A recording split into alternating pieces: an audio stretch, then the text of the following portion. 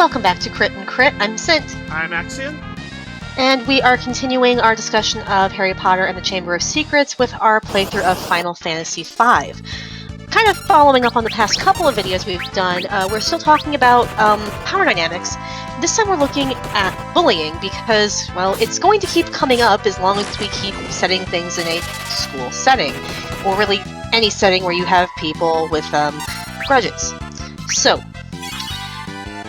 we've kind of discussed before the difference between the styles of bullying of the two main characters responsible for that, of Dudley and Malfoy, at least in terms of the peer bullying. Someone who is in your age group who tries to sling their weight around to get their way.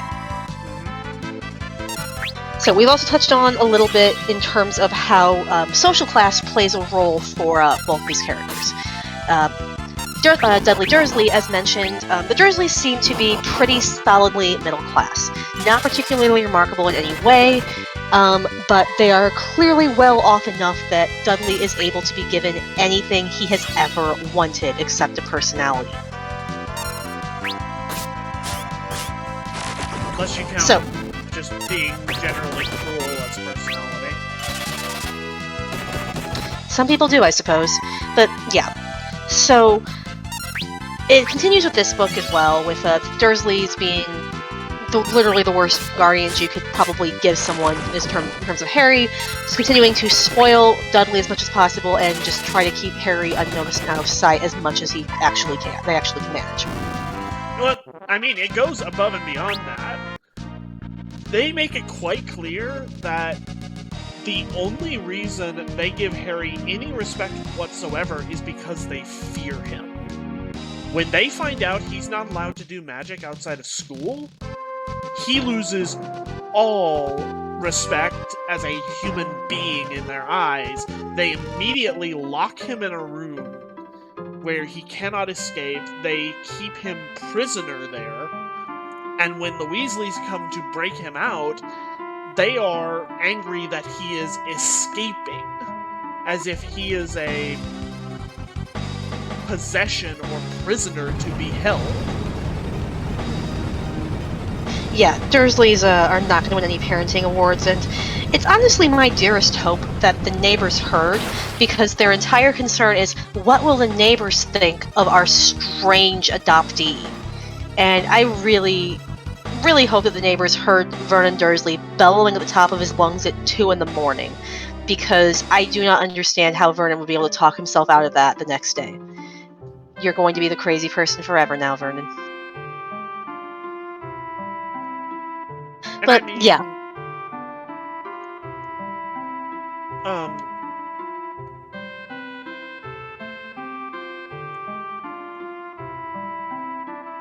I mean, it's even just in his response. His complaint is not someone just tore out our upstairs bedroom wall, or someone just showed up in a flying car. It's, he's getting away.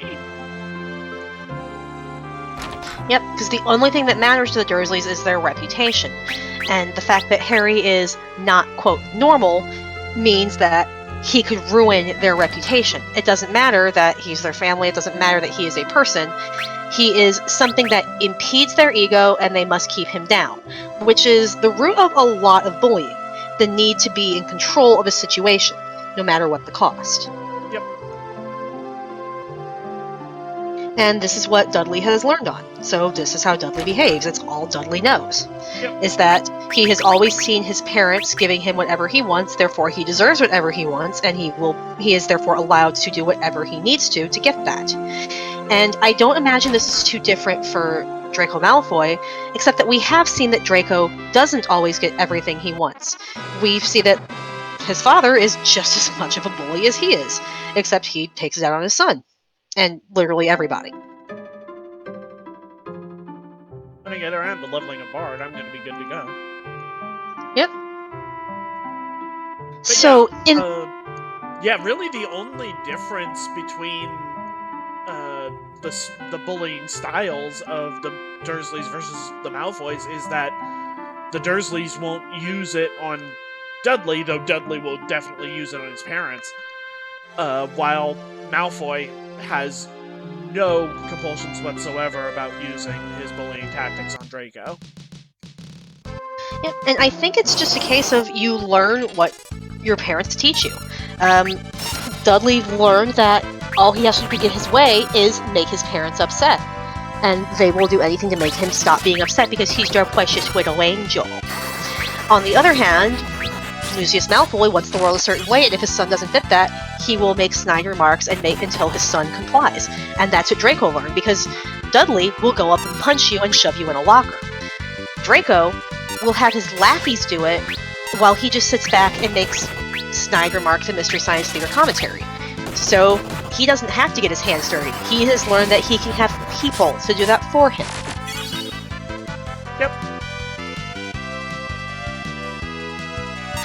Though there is more bullying present as well in the form of Snape, which I think we mentioned before in terms of the disgruntled authority figure who takes out their past frustrations on people who are now in their power, because it's the only chance they've ever had for it, and Snape seems to fit that to a T. We don't really get a lot of detail about Snape's time at school in this story, but that will come forth later, and we do learn that Snape was not particularly popular in school and tended to bear the brunt of that as well. He was bullied in school and is passing it on just like the cycle continues. Right. Though we also get a little bit of a different form of bullying in the terms of what some might call gentle family ribbing and others might call why I don't speak to my siblings at Christmas. Ron, we are led to discover this book has an extreme case of arachnophobia. We learn this when he has to go into the Forbidden Forest after Hagrid tells him to follow the spiders. His phobia comes from the fact that when he was about 3, he accidentally broke one of the twins' toy broomsticks, so in retaliation, the teddy bear he was holding slowly turned into a twitching spider, and this has never left him. Which, well, why would it? That would be an extremely vivid memory. Oh yeah, I'm not saying he's wrong. I would remember that too. Levels everybody. 1818. But yeah, I think everybody has a story, if they have siblings, of a time they either got one over on their sibling or their sibling got one over on them. And depending on which sibling you're talking to, you will have 2 wildly different accounts of the same event. Fred and George are consummate pranksters that everybody seems to like, so they will probably look back on this as, oh yeah, I remember that was great. Whereas Ron looks back on this as one of the greatest traumas of his young life. So it's just one of those cases where perspective very, very much matters. And, well, if you are considerably younger than your siblings, which, given that we've mentioned that the twins are about 2 years ahead of Ron, I think? Because I think they're 7th years in the 5th book, now that I think about it. So yeah, they're about 2 years ahead of them. And 2 years when you're really young is kind of a big deal in terms of growth and development. So yeah, they would have been much bigger than him when this happened.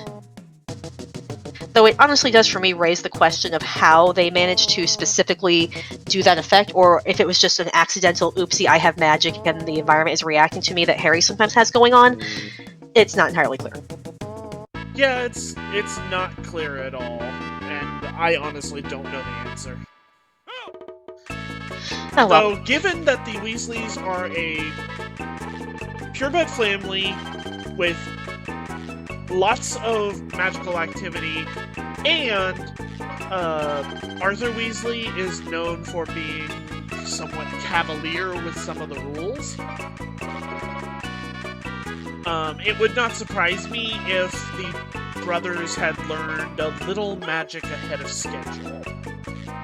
Which raises the question of how they didn't get a notice from the misuse of magic department like Harry did when Dobby levitated Aunt Petunia's pudding, when Harry himself did not actually cast any magic. I don't have an answer for that. I could guess all day. My guess would be something along the lines of, well, it's Arthur Weasley's house, it was probably just flagged as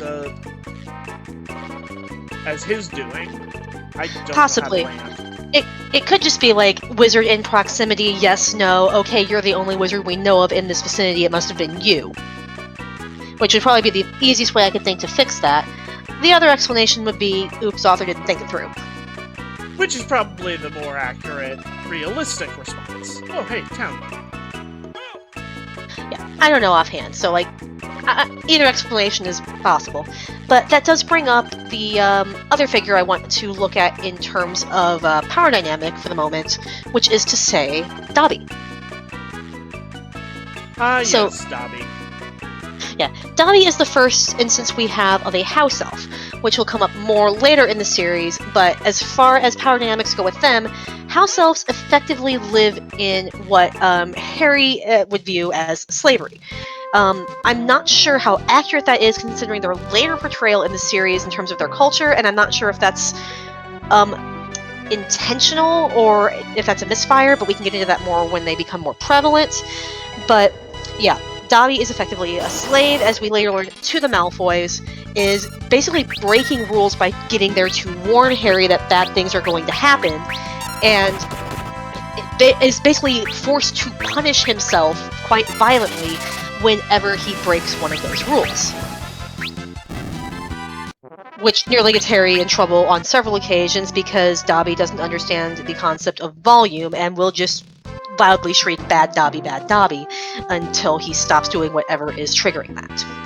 Dobby is extremely powerful, as we found, in terms of like he was able to stop Harry's mail going in and out, has plenty of powerful magic of his own, is able to straight up assault Lucius Malfoy as soon as he's no longer under his control. But he is only held in that check by being in servitude. And yeah, Malfoy is probably the worst person to have unfettered access to a servant who has no recourse for any of their actions, because we've met him and he's the worst. Which raises the question of, has Malfoy or any other dark wizard of these prominent families who theoretically have access to house elves ever tried to get the house elves to use this prominent amount of magic to their advantage? I don't know. Probably.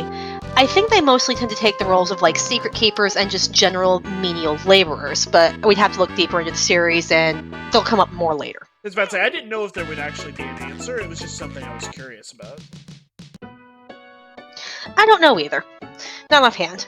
But yeah, Dobby absolutely seems to be more injured every time we see him. He mentions ironing his head at one point, which is frankly horrifying. And, well, he keeps trying to warn Harry about something that he does not want to happen, but is clearly not allowed to be specific. So, because I do not think the Malfoys would have approved of Dobby warning Harry at all, so hence Dobby punishing himself for coming to visit Harry. Yep. I don't think the Malfoys ever realized that Dobby had warned Harry. Yeah, it actually makes me wonder, what rule precisely did Dobby break? I was hoping there would be something fun with this, but either there isn't or I'm doing it wrong. Honestly, my guess is just that Dobby left the premises when there was plenty of menial labor for Dobby to do. Like, I'm not giving Lucius Malfoy that much credit. I think he's be pretty basic in terms of that. Just like, you are my servant, I own you, you clean my house. Why were you not at my house? What were you doing? It makes as much sense as anything else. Yep, that's completely fair. So, one other power dynamic to look at before we move on is something that we can actually touch on again in a little bit. Lockhart. Lockhart definitely has a very specific type of power. The power of personality and trying to essentially rewrite the world around his delusions. Lockhart wants the world to be appreciative of his genius and his accomplishments even when they weren't his.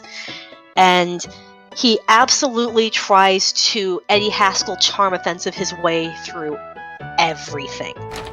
He forces his influence even when it's not wanted. Rowling does not shy away from the fact that none of the other teachers can stand him, but as Hagrid puts it, he was literally the only person who applied for the Defense Against the Dark Arts position, so they were kind of stuck. He gang presses Harry into a photo opportunity that Harry doesn't want in Flourish and Blots. He also takes advantage of the fact that he has Harry in his class to make him act out things in front of everybody, and Harry absolutely hates doing it. He forces students to clean up his messes, as seen with the Pixies incident, and he is to the point of letting Ginny Weasley die and wiping Harry and Ron's memories because he doesn't want to go confront the monster. So, yeah, Lockhart is another example of someone in a position of power who abuses it 6 ways from Sunday. And if he hadn't used Ron's wand, which backfired on him, he would have faced absolutely 0 consequences for this. And probably gotten another book written out of it as well. Probably, yeah. How I Saved Hogwarts or something like that. No, it would have had to be alliterative like everything else in his book list was. Right. Sneakings with serpents. Oh my word. I'm sure there's no end of terrible joke names we could come up with if we took the time. Prancing with petrifications. Meandering with mandrakes.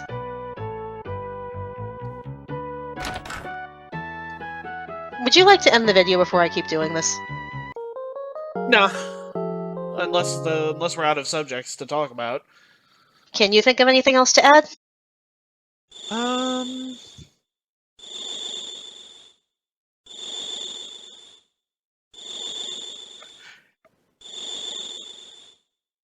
Yes, but it's kind of the subject of our next video, so we'll probably best to leave it there. Alright, in that case, we will pick this up later. Bye! See ya!